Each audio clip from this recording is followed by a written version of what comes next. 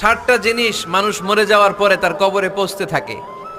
ইন্না মিম্মা ইয়ালহাকুল মুমিন মিন হাসানাতিহি বা'দা মাউতিহি, মানুষ মরে যাওয়ার পরেও যে 60টা জিনিস তার কবরে পৌঁছায় তার মধ্যে একটা হচ্ছে মসজিদান বানাহু, সে যে মসজিদ বানিয়ে গিয়েছে ওই মসজিদের সওয়াব। সুবহানাল্লাহ পড়েন।